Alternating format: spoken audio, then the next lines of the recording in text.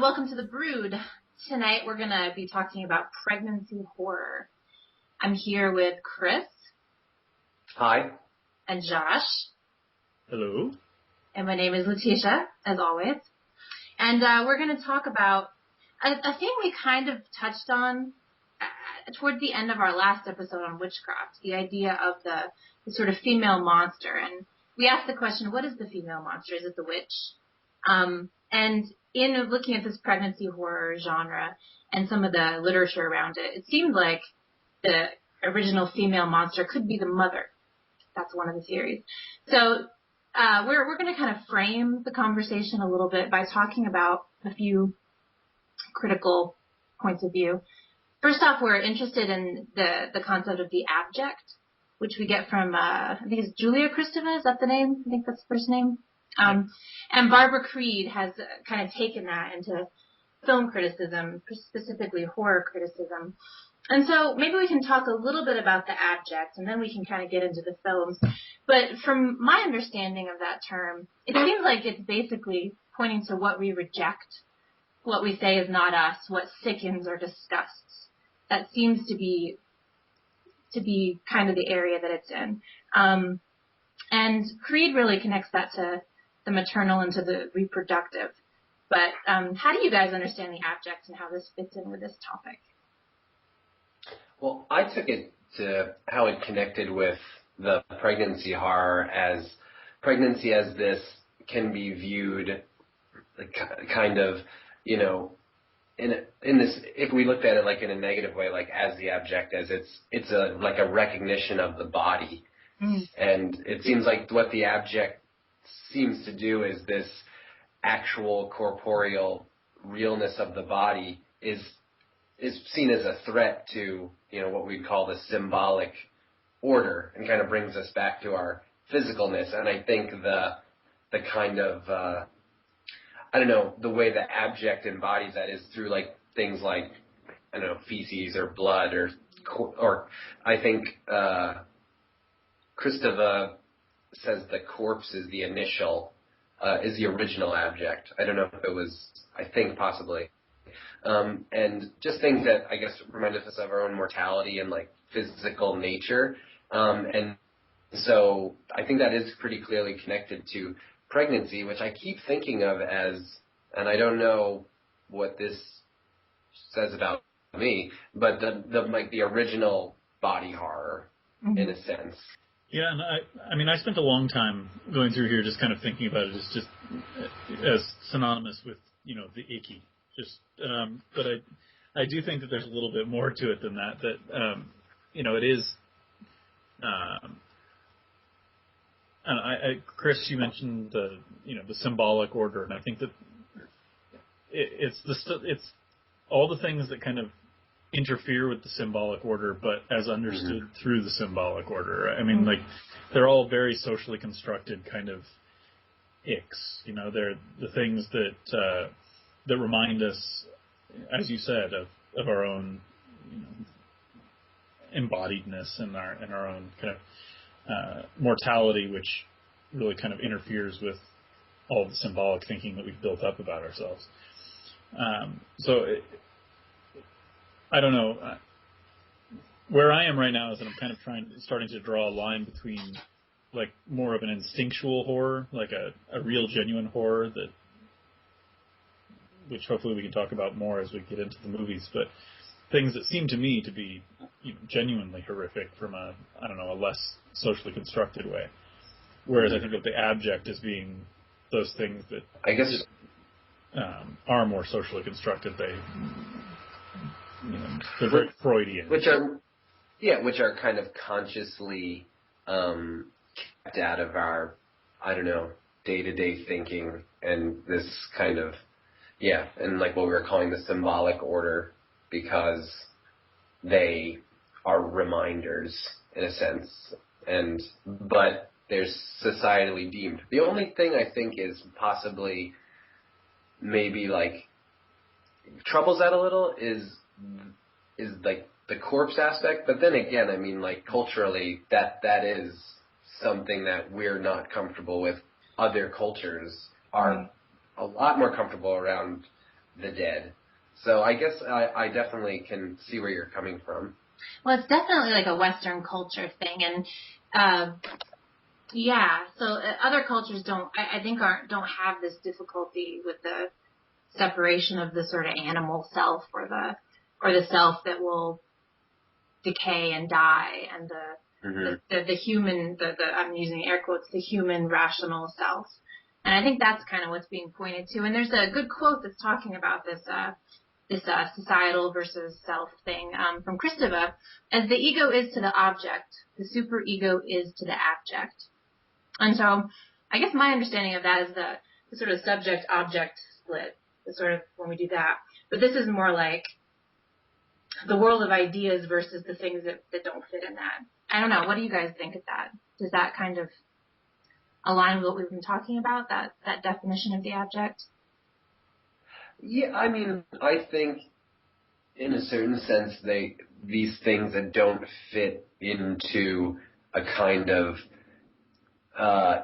usable, simple idea of reality, and I think something like to bring it back to like this pregnancy horror is kind of confusing to me, because it is such a part of our reality and our life, but it does draw attention to the very like process of our coming in to being, which is something that there's like a masking involved where we don't acknowledge that. And so it can maybe, in a sense, if that is what the abject is by that definition, it applies, I guess, completely to that process. I mean, we live and exist as if we always have, and the acknowledgement that we were inside of another human being, you know, connected to them with an umbilical cord is something that is just kind of masked and not acknowledged. And then when we see that, maybe there is some kind of trauma involved with that. But maybe that I can see that as something societal where we have built these walls. But it seems very rich for a horror film, you know. And it's hard to get into any of these conversations without starting to build up all these kind of dualisms, you know, the clean, dirty, inside, outside breaks. And I think that Kristeva quote just sets up several more. Yeah.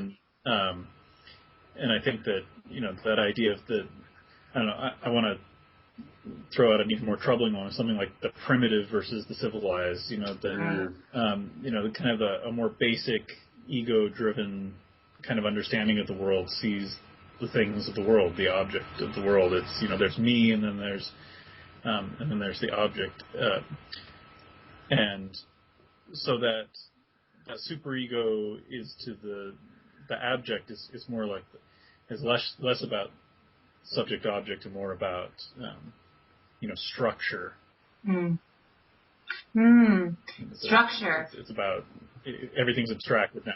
It's the symbolic level. That we're seeing things that trouble the structure of the way we see the world, which is what Chris is talking about. That disconnect between the most natural biological process possible for a mammal, being alien in some way, being considered alien. Yeah. Right. And that also goes along with. Kristeva talks about how it's a liminal, there's the things that are abject point us to where lines aren't clearly drawn, but also like birth and pregnancy, that is a huge mystery, as is the death thing. So even just talking about it abstractly, like how the hell does any of that happen, and what does that even mean? It's a very confusing line between birth and death, and so that it does confuse identity at those points. Go ahead. No, I was agreeing. I was going to say those points seem to be great entryways into horror in my mind. You know, those places where the lines are sketchy, and you know, the birth and death, and that kind of mystery. And Chris, you had raised the point that that a lot of this kind of confusion is rich for horror, and I've been troubled, I guess, by a lot of these films in terms of what does pass for horrific, for monstrous, or what they want to hold up as being monstrous, kind of uncritically.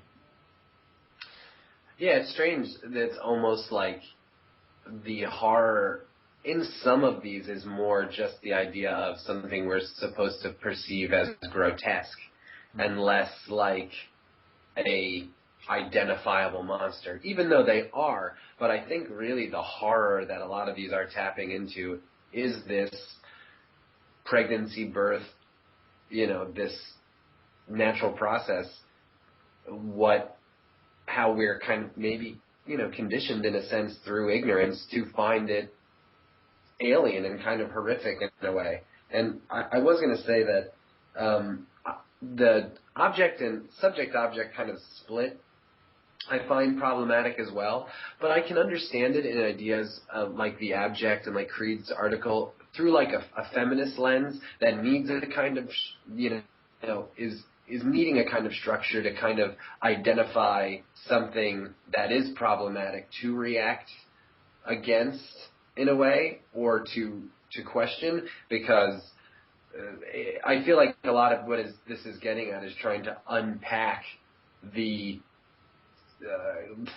false legacy of, the woman as the ultimate other. And so kind of by going into these ideas like the abject and like how Creed gets to, I feel like this inherent idea of like the horror of the womb and like pregnancy, maybe this kind of structure is, we could maybe think of it as like a temporary scaffolding that has to be built around to try to get into these ideas, but I don't think, that a permanence of a kind of this kind of dualism is in line with reality in large, but useful on a temporary basis.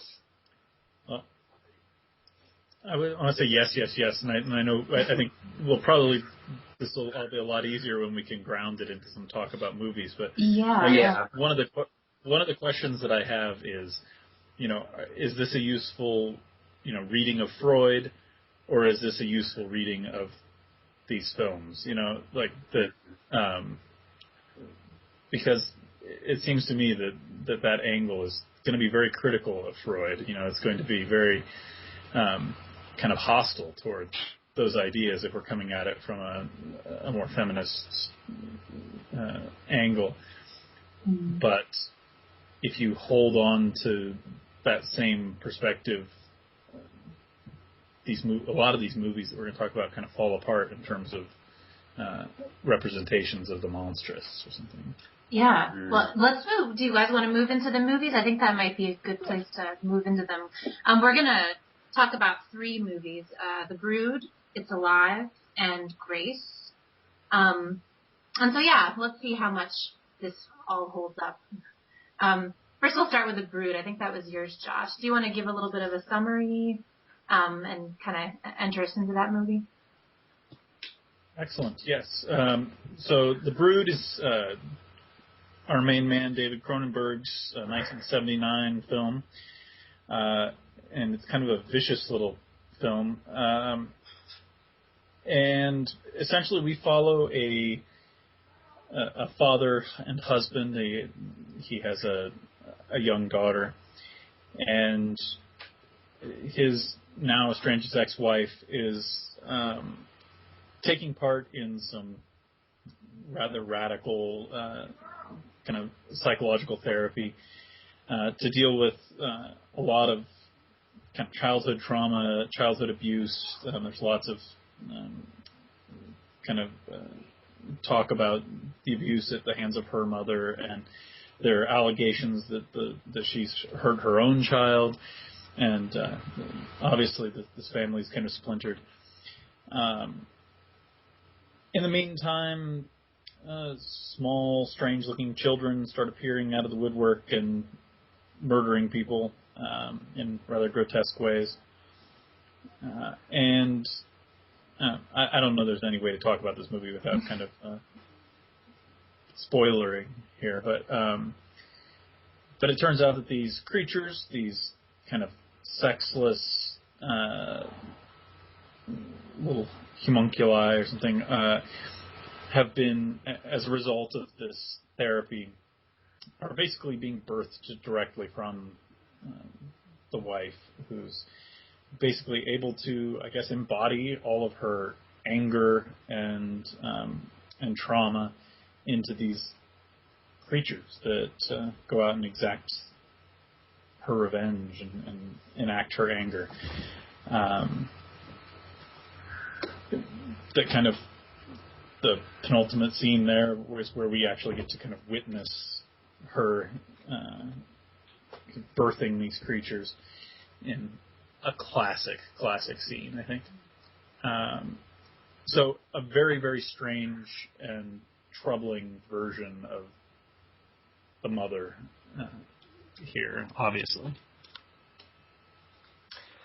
Yeah, and I think two very simple ways I've read this film before is one is kind of just a metaphor for the creative process, which I always thought was an interesting, that we got our namesake from it, because I do think it's one way to look at, and by no means, I don't think like the only way, but a way that you can look at, how horror might function as a kind of catharsis, but, that's not exactly how it works in this film. But the other way that I read it that has always been really problematic to me is this idea of kind of passing on these emotions and these problems to your offspring, and that it's like almost communicable in some way, this rage and anger, and I don't know. As much as I love this film, every time I go back to it, it's kind of troubling to me, and it is significant that the source of the horror and these anger babies is a mother figure. I don't know. That's where I'm kind of got to in my thinking about it. Yeah. Well, I think that for me that was the most striking thing in the second or the third, fourth time I've watched it, is how the trauma and the abuse is very clearly passed down through maternal lines. And it almost seems like Nola, the character, I think that's her name, is like this ultimate manifestation. She has kind of harnessed all of it through this method that the psychologist has given her. And it just seemed, it's so significant. I don't quite know how to understand it, but it's really significant that her somatic manifestation of her anger is through having birth outside of her body. These creatures that aren't human and have no paternity, really, it's made really clear in the film, like that they're not human, so we don't have to worry about them really. But yeah, I don't know. It is a troubling movie, and I wonder how that fits with the abject. I was just going to say that I don't know if the movie's ever concerned about our concern for them, but it almost seems like it's more that you said it, that there's no paternity, that the husband manages to keep his hands pretty clean through the whole film, and I think that there's when I call this movie vicious, it's just a nicer way of, I think, calling it pretty viciously misogynist. I mean, I think this is an angry movie coming from an angry filmmaker and writer, and you can just feel it in almost every scene, and it definitely leaves a bad taste. Well, I think what's really problematic when I started to realize that this is gendered is because we encounter a character earlier in the movie who has the guy who has a growth on his neck. Right. Who is great. But, yeah. And we had a discussion that, maybe he is just not far along enough in the process. So we kind of were, that he could produce these anger babies. And I think that becomes unclear whether only a female could produce these anger babies or could a male. But Nola's womb sex organs that she's reproducing with are like external Mm-hmm. to her. I don't think it's her true reproductive organs. So, are a man and woman equally capable of that? And so, why her? Why a woman? I don't know. That becomes really confusing to me, and like a kind of a judgment, a hard judgment on her. And yeah, that makes me a little uncomfortable. Well, think of the scene where she reveals herself, though. She pulls the baby out and she's licking it, and it's very clearly like it's very, I feel like it's so gendered that it would be impossible to have a male character. Yeah. I just, to me, it feels like we're really supposed to be disgusted. And she says, like, I disgust you in that moment, which is an interesting moment when he's trying to pretend like, yeah, I just care about you. There's a bit, and he's trying to save Candy or whatever her name is. And she says, no, I disgust you.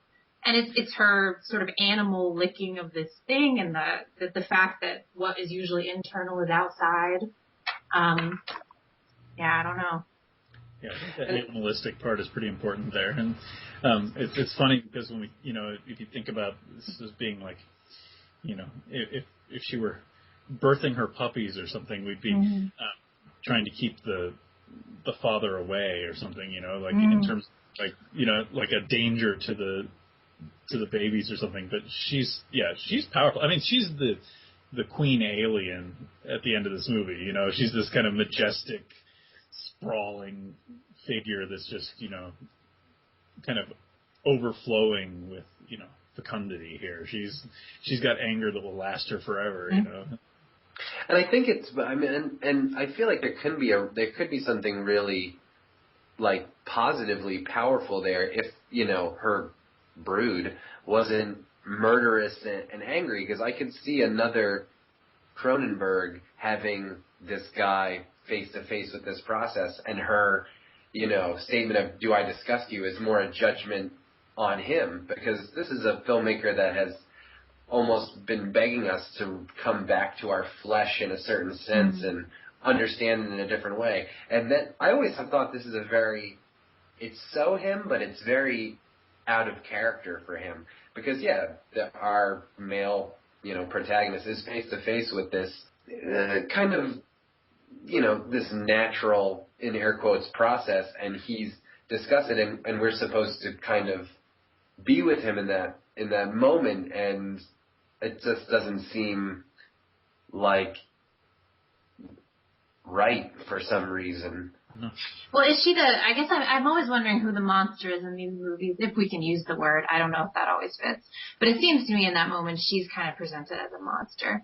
And with monsters, it feels like there's always this tension between being disgusted and having aversion to being attracted and seeing the power, because the monster doesn't have to work by the rules of the world.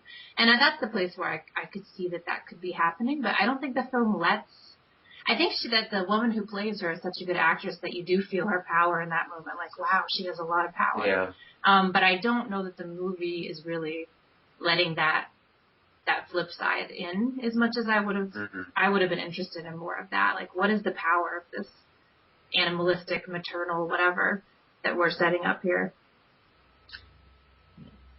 I mean, I think that's an important question, is who is the monster, and I'm totally with you there. And, from whose point of view, I think we've already kind of raised that question, but, Chris has raised the point that part of the one way of reading this story is as, kind of metaphor or allegory for the creative process, and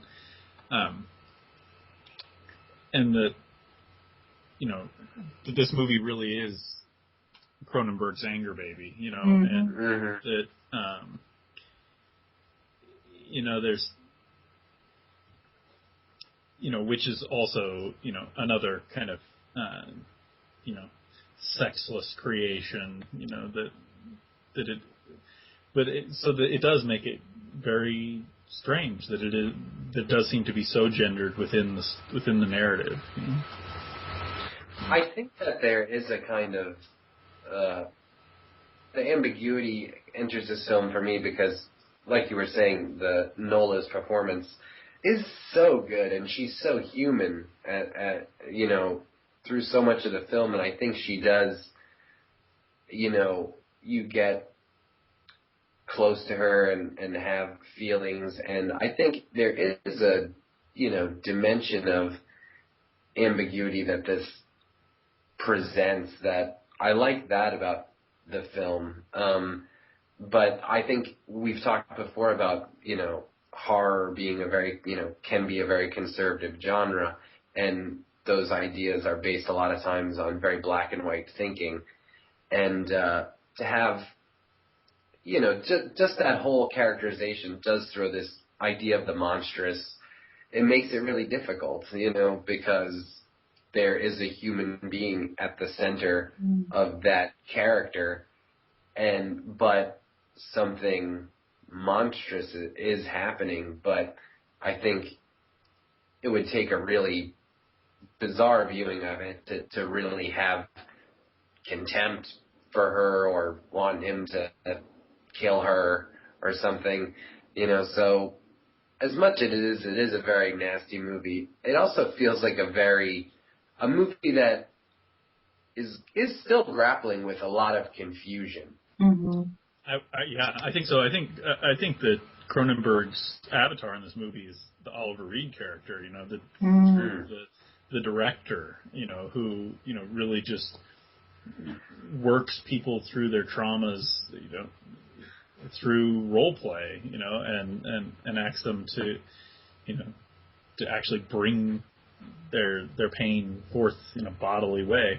I think so. I think in that way he's self-critical, but I don't know. It seems to me that the argument would go something along the lines of, that there are constructive ways of dealing with your trauma and your and there are less constructive ways. It's very entertaining, though. One thing that I wanted to raise, though, is because we're circling around the whole mother issue here, and I think that there is something kind of genuine, a genuine kind of instinctual horror at the center of this movie,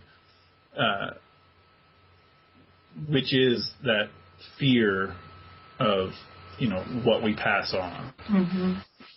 That idea of bringing children to the world and what the good and the bad that they're going to get, both biologically and psychologically and everything else from us, and that can be kind of terrifying, and especially coming from a character who is so traumatized by her own childhood. I think that is kind of real and human at the center of all of this.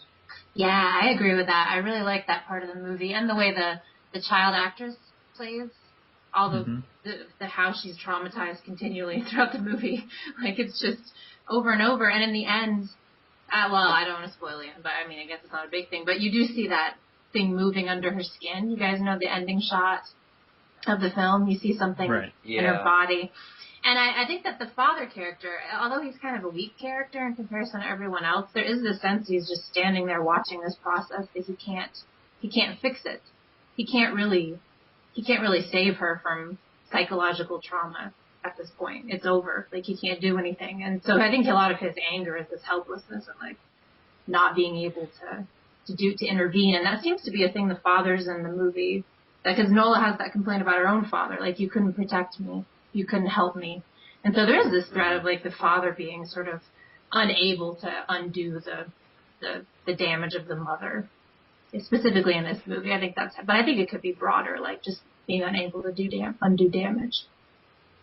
And I think that's the best of Cronenberg coming through here, because I think his great genius is taking things that are a part of our psychological world and social world and imprinting them on our bodies, because apparently that's the only way we can really understand the reality of those processes, is if it was it becomes physical.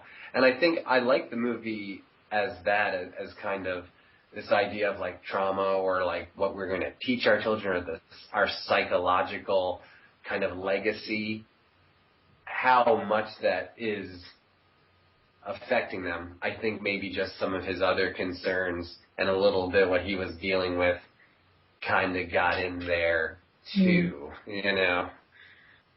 But I do think that there is no other, of his films, I think there is no other film that is as clear a thesis of what he's about than this film. Right, and I think, you know, if we want to talk about the abject, or we want to talk about the blurring of those lines between, you know, those liminal spaces there, you know, it's always the same line for him, or almost always. You know, it's the, you know, that mind-body split vanishes, right? And so I find that this movie is really less about motherhood, you know, less about childbirth or pregnancy or reproduction or any of the kind of themes that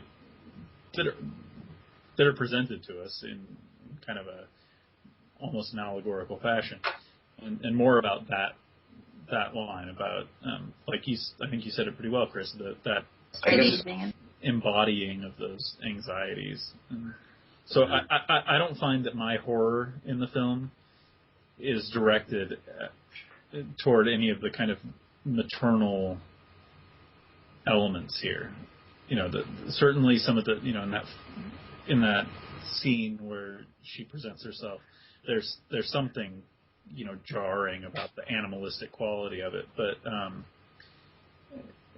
you know, that certainly is meant to remind us of, you know, all those kind of abject horrors of, you know, no, we really are just, you know, a bunch of animals give birth to, you know, cheesy, bloody babies, and it's all just really like that. But that's just kind of the icing on the cake, really, in terms of that. I don't know. But I feel like my only kind of qualifier to that is that read through a, like, kind of, it seems like the Freudian lens, that is most of what this is about, like a lot of the imagery, and we all know that is definitely Cronenberg's wheelhouse. Mm-hmm. So he's not, I don't think any of that is a coincidence, you know? So that's the only thing I feel like he's maybe irresponsibly using some imagery that is, I don't know, like, problematic for me. Like these mother trauma, birth, you know, abject ideas and images to create this horror. You know, I don't know. I feel like a lot of artists, I feel like Freud has gotten more into art and literature than it has into psychology anymore. Like, it's a language that people use to sort of dramatize or symbolize internal experiences that doesn't quite make the psychological sense that Freud thought it did. So I feel like it's the language that kind of limits, but it also is there's so much there that's fun to think about, but that actually, we've talked about this a little bit in the emails, like the castration anxieties, and there's so many things that don't really seem to actually be present in anyone's actual psychology. Yeah, I think in the face of how nebulous actual reality and psychology are, it at least gives you a moment to breathe if you can just say, maybe he was right. Maybe I can use this kind of like structure, you know, like for a little while. But I mean, it's just simply some signifiers that might in some way kind of get at something that's really, really, really huge, you know? Yeah. Right. I mean, I think, you know, rather than being Freud as anyone who, you know, describes a symbolic order, it's that he becomes a symbolic order that is, you know, then metaphorical for the way we describe the world. Like, we don't need to talk about, you know, castration anxiety. We have that dramatized here with this, you know, helpless father who, you know, like, the idea of castration is a metaphor itself, you know, like we don't need any of that. All right. Well, our next film is It's Alive. I'm not sure whose choice this was. Was it Chris's? That was mine. Yeah, definitely. It's Alive, 1974. Larry Cohen. To me, I think this is the ultimate killer baby movie. I mean, this baby has a body count, and as much as you think that's a thing, like, oh yeah, I've seen that before. Really, was there a killer baby movie before this one? So I think that is, just by that alone, it's noteworthy. And music by Bernard Herrmann. And I really love this film. It's about a couple in Los Angeles that they've already had one child, and now they're trying to have a second child. And the mother is taking these kind of like contraceptive. Oh no, she was taking contraceptive pills so they wouldn't have another child, and now they're trying again. And so she goes into the hospital to go into labor, and something really horrific happens, and she births a killer baby, and it's alive, and it kills all the doctors, and her husband comes in and sees the carnage, and now the baby is on the loose in the city, killing people, and it's a killer baby. It's a baby with claws murdering people. and you get baby POV of this thing. I mean, it's insane. Yeah. Baby vision. It's all very much in earnest and acted really naturalistically. So this baby's on the killing spree. And then I think the film actually gets really interesting because the family tries to go back to their normal life. Like, okay, yeah, we're going to put this behind us. You know, you birthed a killer baby and it's murdering people, but I just want to go to work. But they can't because of the social pressures. There's cameras in their faces. People want to know what's going on. So the baby is out on a killing spree, and it kind of falls off the police's radar. And we come to find out that it's made its way back home. And now the mother of the killer baby is protecting it, and the father comes in and sees this, and he's like, what are you doing? We have to kill this thing or call the police or something. And she says, no, it wasn't his fault. He was just scared. You know, this is our child. And the husband chases it into the basement and shoots at it, and then it escapes. And now he's so conflicted. He doesn't know what to do. You know, should he kill this baby, their child, or should he, protect it? So it all comes down to a showdown where the father has to go into a sewer, and because the cops, apparently it is police procedure to call the father of a monstrous child to come and at least give him the dignity of murdering his own killer baby. And so he goes in and with the cops to go kill the baby, but all of a sudden he has this kind of change of heart, and he doesn't know what to do, and he's conflicted, and I think that's really where a lot of what's interesting about this film comes. The interesting thing about this film is this kind of idea of kinship, or like this biological connection, but also repulsion and fear, and it's one of my favorite films. I think it's really a nicely acted film and really representative of Larry Cohen in a film that takes a utterly ridiculous concept and at least makes you think about it a little bit and makes you go, I could see that maybe. And the characters, I think you get invested in them. But as far as pregnancy, I think it's a pretty classic scene of the horrific birth where the child is born and murders all the doctors, and maybe there's a metaphor there for what bringing a child into the world means. I don't know. I'm not qualified to talk about that. I just want to say that I wish that we could bottle your enthusiasm for this movie. I watch it regularly. It's beautiful. I really do watch it regularly. I'm a big fan. Yeah. But I mean, I don't know. I think this brings in the social aspect of this birth horror and the connection between the family and their offspring, and this kind of social stigma and pressure that this family encounters because they're in this sense responsible for birthing this murdering baby. I mean, it makes the scope a little wider, but it's also very paternal in the way that, say, the Brood isn't. I mean, the title gives it away, and then if that weren't enough, we actually have characters talking about Frankenstein. Yeah.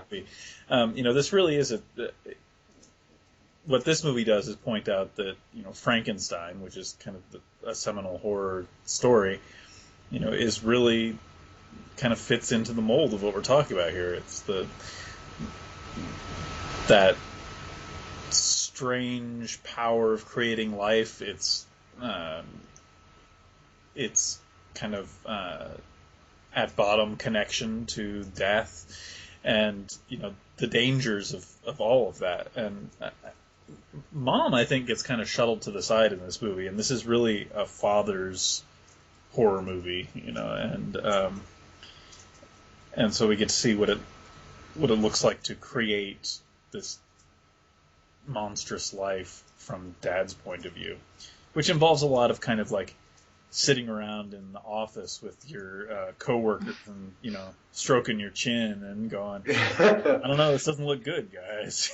I think that's what fathers did mostly from the 50s to maybe the early 80s, was a lot of sitting in the office stroking a chin and taking coffee breaks. But I think that it is interesting, though, that it is a kind of a paternal story about a baby and this kind of birth gone wrong, or this reproductive process gone wrong, because a lot of times we would just assume that the mother character would have this, biological instinct and be protective of the child. And I feel like that's a kind of, simplistic, and we can take real issue with that reading, or that kind of like, patented idea. But to explore his relationship to the child, I think, is really interesting, and that he does develop these feelings. And I like that, whereas something like The Brood, Nola's anger babies are simply a product of her. It's very much recognized that these two people made this killer baby, and it's alive. And I really like that about it. And they share a responsibility, and they share a compassion, and they share, all these feelings that are tied to, something that they made together. And I think that's an interesting thing this film does. It doesn't just say the mother is a monster that gave birth to a monster baby, and the father's just, hapless and not involved. And I think that's really a big reason I think this movie's interesting. I really like that part of it too, like that the father at first, I was a little surprised at first at how quickly he was like, yeah, let's go kill the baby. Because at the beginning it seems like he's lost. I think at one point he does say, like, I want it dead as much as the rest of you. But it becomes clear that he's like really wanting to not be this Frankenstein guy. He doesn't want to be the person who made a monster baby.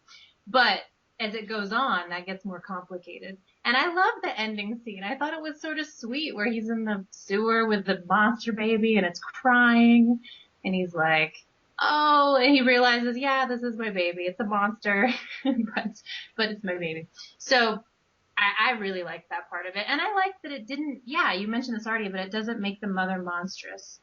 And it also sort of affirms that instinct to protect, even if something is not socially acceptable. It says, no, it seems to come down on the side of, it's okay to accept the monstrous as part of you, which seems to be a different message than a lot of the other movies. Yeah, and I think that that is really interesting, that he has this he has this realization, against these social pressures, because I feel like that's why, he wants to kill the baby, because it's a symbol of shame, and it's a stigma. I mean, and I think that's really communicated in the film. I think there's a good performance at the center of this film, and but it's a totally like a socially kind of mandated shame that he has going on, and he just wants to erase this blemish, but he has to embrace it with the cards that got dealt, and I think that that's a pretty positive message that the film has. Like you said, to embrace the monstrous, like, in us. I mean, barring the fact that the baby is murdering the milkman, but don't all kids do things kind of like that, That's what I was gonna say. So this is really it's masquerading as a movie about babies when it's really a movie about teenagers. Yeah. It's about when all of a sudden they start to look monstrous, and you have to decide whether you actually own them or not. But that baby wants to borrow the keys to the car and wear your cologne. Yeah.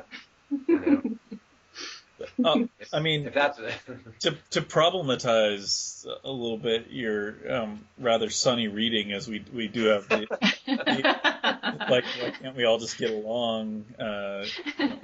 Our baby will occasionally eat a few people. I suppose is the idea that there is kind of a conservative bent to this. I think that the whole kind of like the pill issue is kind of kind of a scare, I think, but I don't know. I guess in Frankenstein there's a clear monster and there's the clear creator, but the monster steals the show. Like the monster is the center of it, and this movie's strange in that, like, we pretty much mostly get this from, when the baby's on screen is mostly we're getting it from, that baby vision, close to the ground camera work, man. Chris, I think you raised a question on how the hell this baby gets around, but but he sure does. Yes. But I mean, like this story doesn't belong to the monster at all. Like the monster is almost just like a plot device to try and move some ideas along, which is ridiculous to say for such an obvious B movie that's really just trying to milk a cheap idea for all it's worth. And I think I do agree that it lands over and above its original silly intention, but you'd think if it was really going to exploit that idea that it would do so in a different way, that this would be more about that baby, and it's really not. It's really about the family dynamics in a very strange way.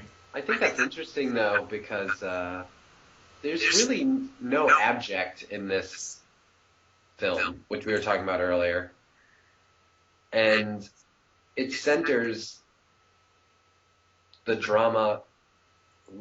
It's the human drama that's interesting. So I feel like by there being no abject, there's really no horror. There's no making of horrific of like really the pregnancy process. It is just a part of like the organic whole of human life. And I think by focusing on, like the human drama, that's more the way I see reality. And I think that's interesting. And I feel like, something like with, say, The Brood or other stuff that's so concerned with that, the biology of it, this almost pathological, like concern with that, I can feel like can be problematic. Whereas this, it's an element, but it's really a story about these people and what's going on. And I think that's actually like a really, I don't know, I think that that's an important difference with this film rather than Grace and The Brood. It isn't, because maybe this one is, and honestly, I was a little concerned about picking it because it's not so much about the pregnancy horror. It's really about, what happens afterwards and the human drama that happens around that. But at the same time, there's that abject, you said there's no real example of the abject here, but I think that, we do have the, the opening scenes, and I was actually quite surprised at what was this 72 or something, 74. Yeah. Watching their presentation of the whole like lead up to birth is like so like calm and collected, and there's none of the like TV melodrama, like there's the dad isn't running around in a panic, and everybody's like smiling and they talk to the kid, and it's all really calm and cool, and I was like, wow, it's kind of cool. But if you want to talk about where the abject slips in, I mean, there's a direct correlation drawn. There's an equal sign, written in blood here, where she gives birth and everybody in the room is dead. But I feel like the birth process itself isn't the abject. It's this baby is the killer. There's nothing. We're not like our attention isn't drawn to like the horror of this process, which, like you just said, I feel like is depicted as being something very natural and very like, part of our life that happens. And it's the horror comes in with, what is born, and not so much the process itself. I mean, could the infant be is the infancy, the infant the abject? Like, yeah, I mean, I don't think we have to identify something abject in the film necessarily, but I mean, the infant is the monster, and I guess that part still seems interesting somehow. Like, there's something there that something that's usually helpless and that we want to protect is murdering people with its horrible claws. I don't know. Yeah, I feel like I just really like this movie, but I don't know that I have a whole lot of breaking it down to do. Well, I say see it and enjoy it.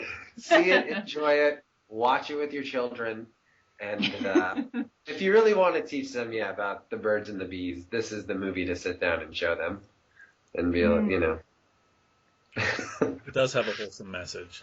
It does. It's a family movie. But I mean, this compared to if we want to move on to Grace, this compared to Grace seems to be about. Well, there are similarities actually. I think we probably should, but I think that the real comparison here is Rosemary's Baby, which that involves a lot of the same elements. And, right down to the husband who's complicit in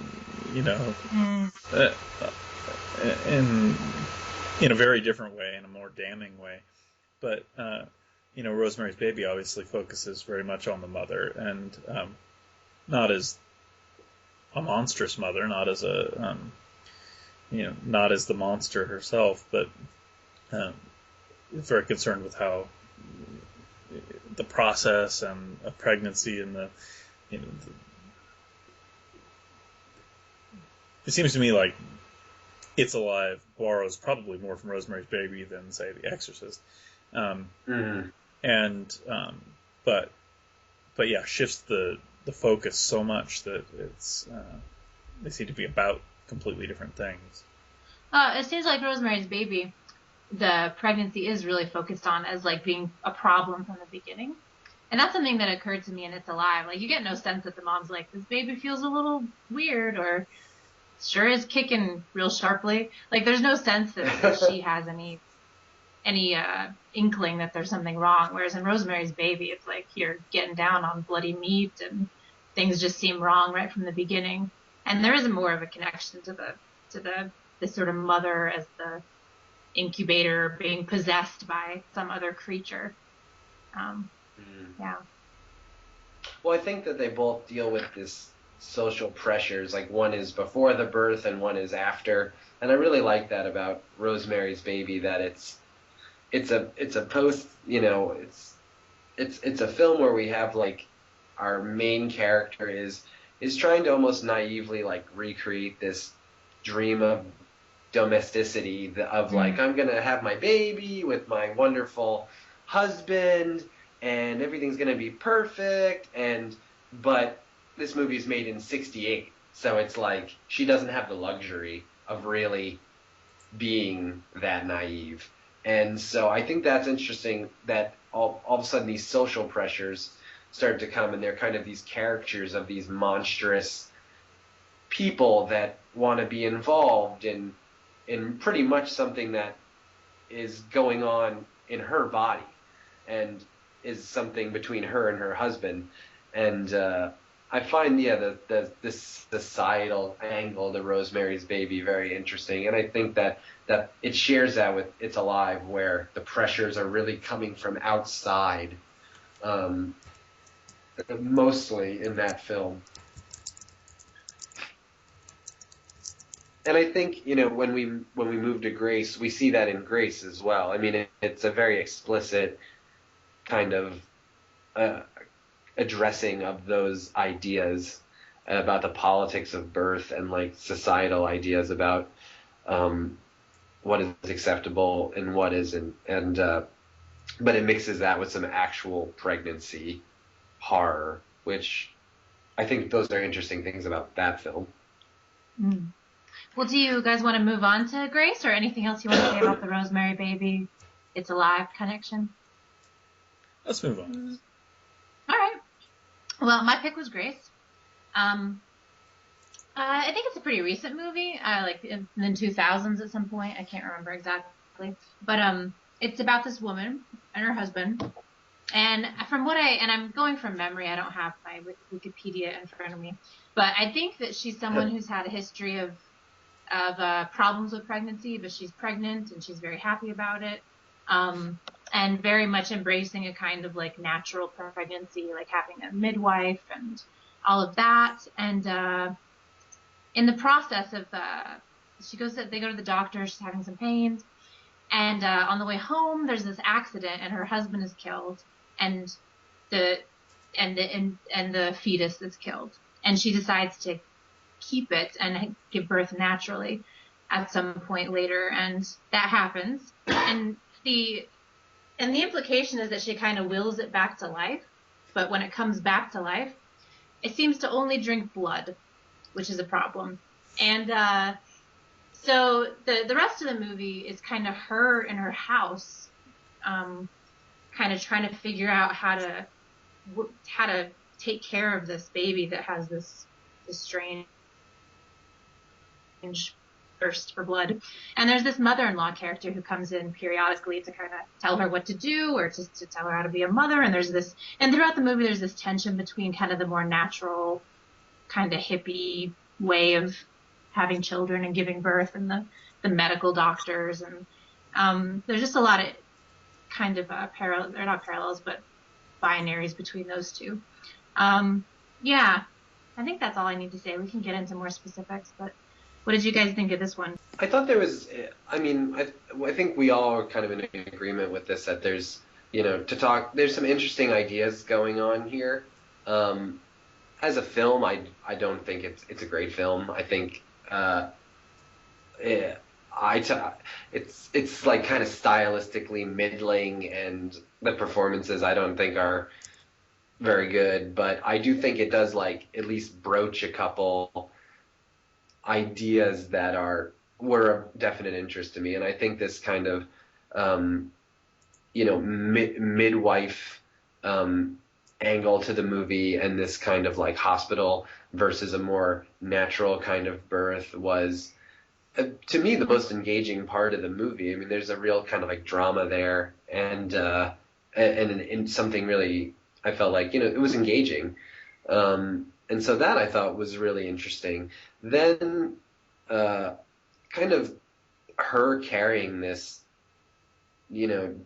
dead child inside of her and bringing it to term, it is a pretty interesting metaphor. And I think there is a connection with the film. It becomes interesting when you start looking at these parallels that they're drawing between this stepmother and the main character, and kind of their experiences of motherhood.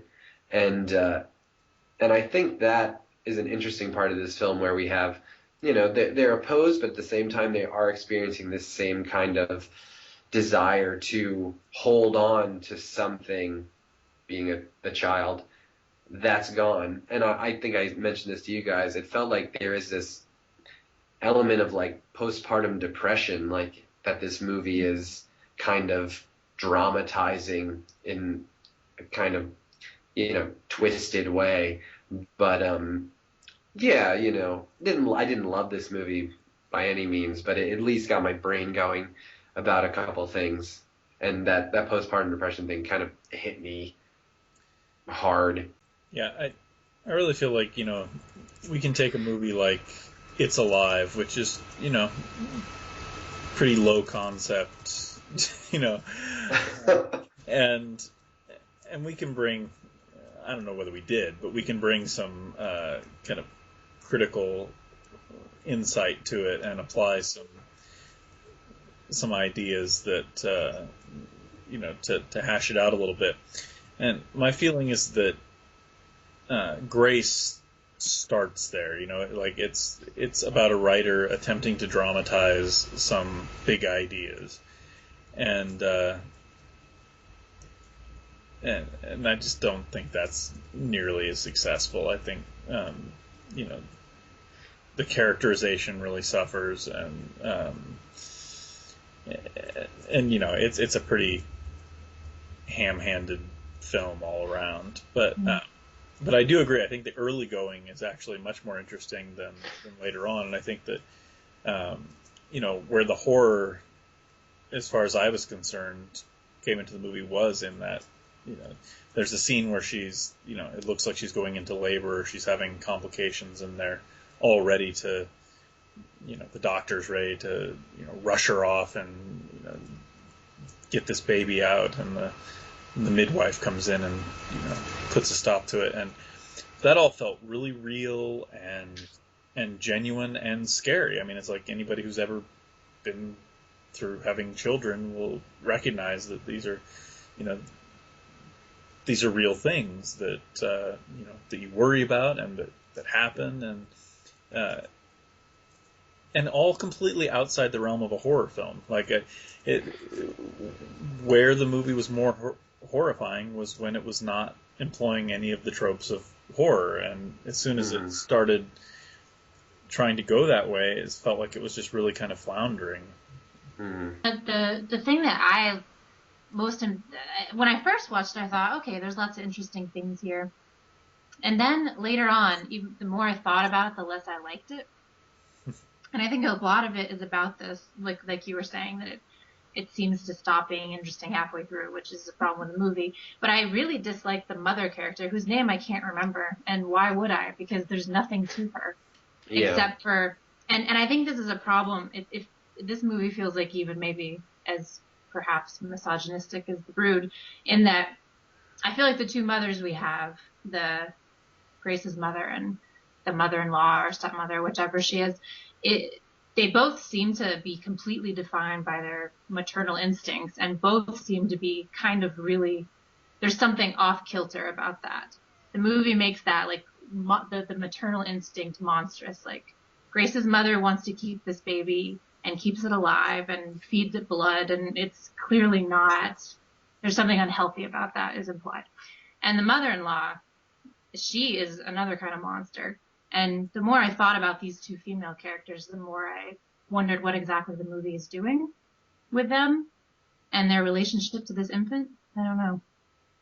Yeah, it doesn't really leave any room for, excuse me, doesn't leave any room for like, what's, it damns both perspectives, like this natural kind of, her wanting to drink soy milk and give, birth with a midwife, but also it's also damning this character of the mother who wants her to go to a hospital and is using a breast pump and whatever, and like, so what ground do we have to stand on? There's really no place for us to go. And I do think there's someone did start with some really big ideas, but the ideas are there's so much more concern with the characters. We get completely like one-dimensional characters, and as opposed to something like It's Alive, where for as B as it is, you get some good performances and people that seem three-dimensional to an extent, and this is just it's pretty flat, you know. And as much as you try to get into the ideas, it almost the lack of kind of flesh on the bones of this concept doesn't allow you to sink your teeth into any kind of meat, really. That's my poetic statement for the podcast. But I mean, you brought up something, Letitia, that I thought was interesting about this idea of like birthing something dead.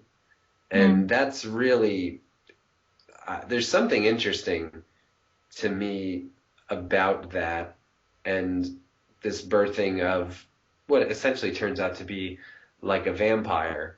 Yeah, but it's like the vampire, it just acts like a regular infant, only it wants blood, which is also kind of, I can really figure that out. Like it's basically just a baby that wants to drink blood instead of milk, you know? Like it doesn't really do anything. It's not like It's Alive where the baby is going around killing people. It doesn't do anything monstrous. It's mostly her interactions with it, the sort of drudgery of them and the difficulty of figuring out how to get its needs met, which seemed to me to be almost saying like almost about having an infant anyway. So I don't know what the go ahead. No, I'm just agreeing. I think that's the most effective part of the movie is where you feel like,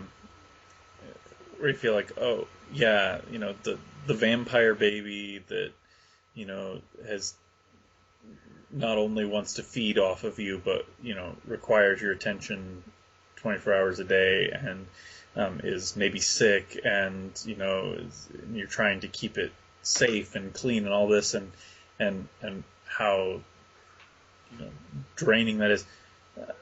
That actually felt like it was dramatizing something real in the world. Mm-hmm. And then, and I think you said that really nicely. That, you know, that's about having an infant. And then the movie doesn't have anywhere to go, and so, yeah.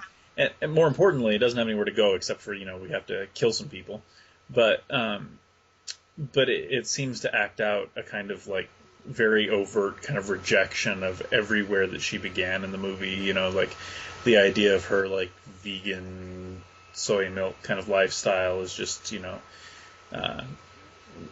just not going to cut it. You know, we need, you know, this baby needs blood and meat and if we wanted to talk about the abject, you know, I mean, that it seems like it's rubbing our nose in it, you know, that her orderly version of the world, her kind of system and her structure was really designed to avoid all of the kind of abject truths about the world. And so this movie is going to do its nastiest bit to kind of, yeah, rub hers and our nose in it and say, no, you don't get away with that. The world's not like that. Yeah, I agree with that, and I felt like a little bothered by that. Really, a quick side note, though, I think a really good film about the horrors of having an infant is Eraserhead, and I think that, that does this in a more kind of poetic way and a little less on the nose than having to feed your baby blood. But I think that it does exactly that, what you were saying, Josh, like rubs our nose in the abject when she's like in the toy store or whatever, and all of a sudden blood comes out of her, you know, and we get these, I feel like there's more than one instance where just blood starts gushing from our protagonist, and I feel like that's a really backwards and, I don't know, misogynistic, like kind of, or you know, just this idea of like making that horrifying. But I don't think it's from a female perspective. I think we're supposed to be horrified by that in this kind of othering, abject sense, and that really didn't click with me at all. And I think you kind of like are right on the money with that.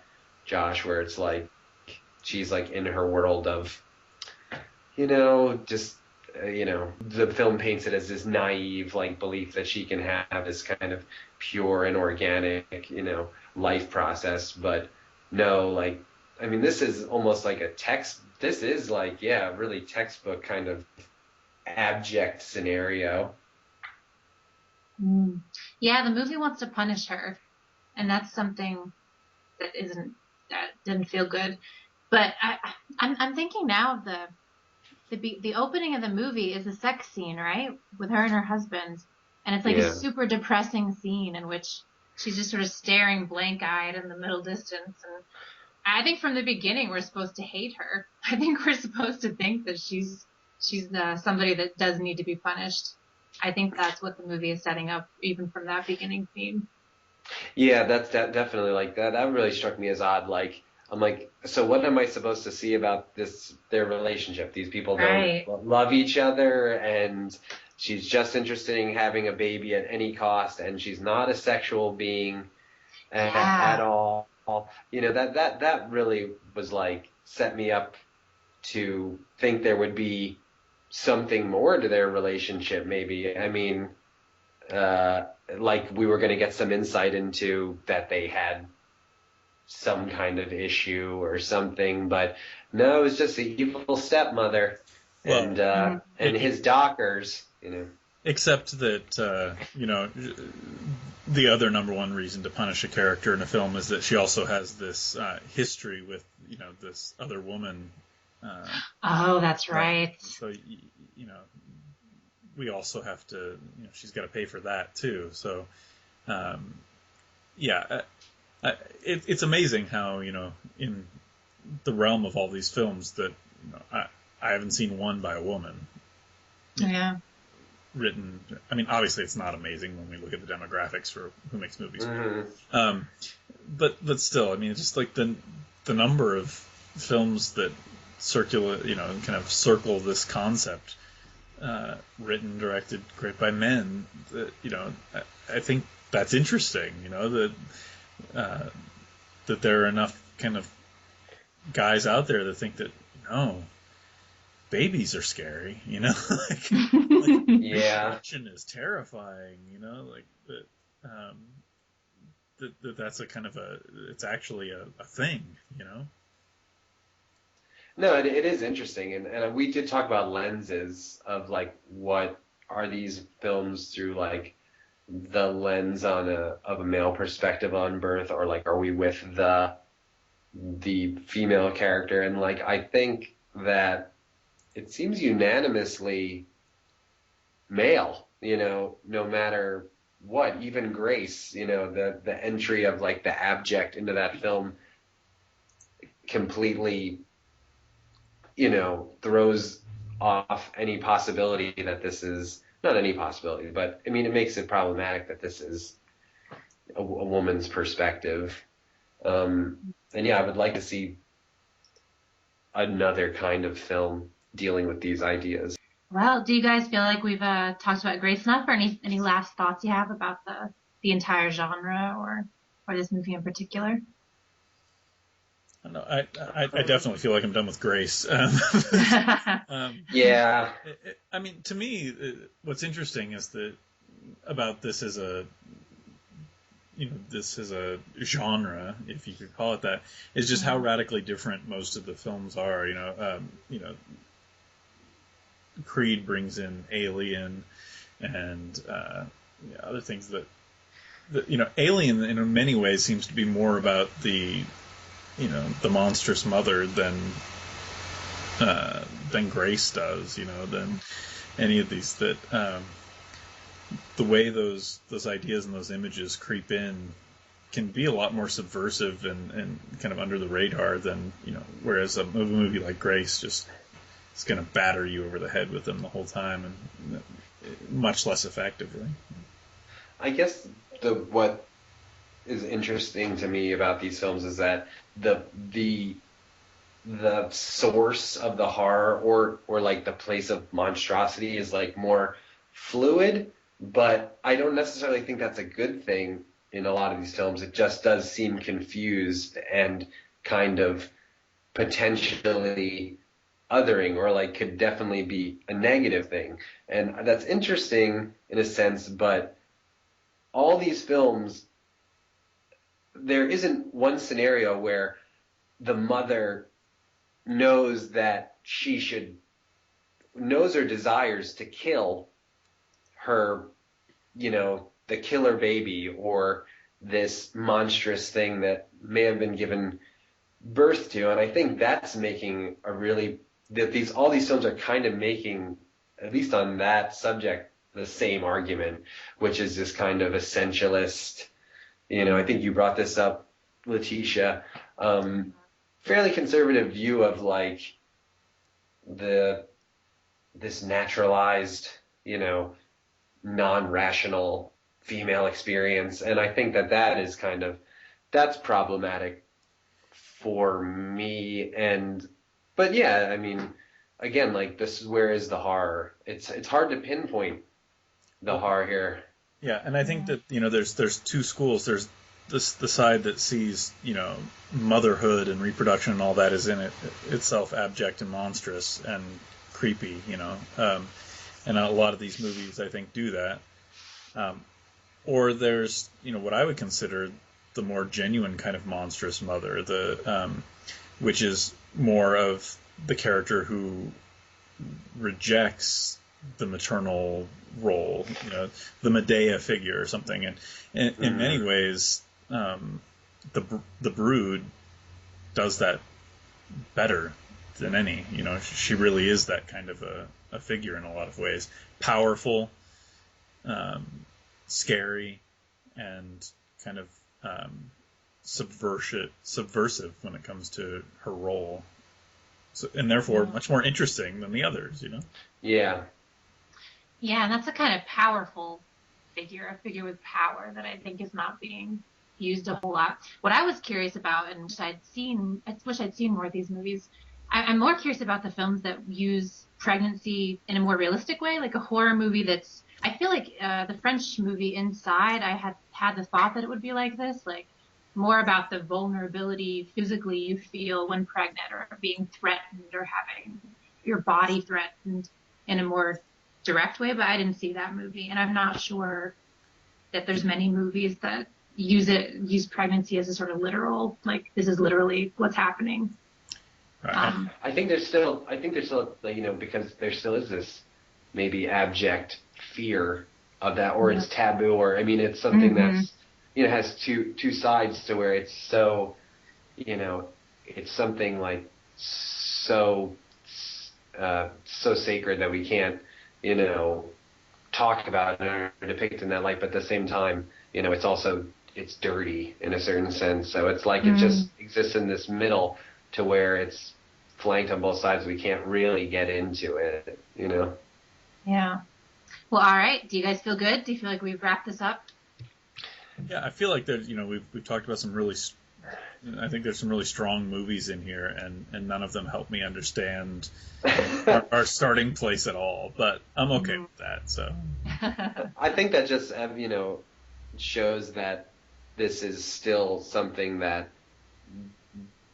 should be explored, and like the more films like this need to be made, and probably a lot more really bad ones, and then hopefully some really good ones, and I think, but this genre is in a kind of fetal place, so maybe someone will give birth to a really good movie about pregnancy. That seems like a beautiful stopping point. Thank you, guys. Thank you. Thank you.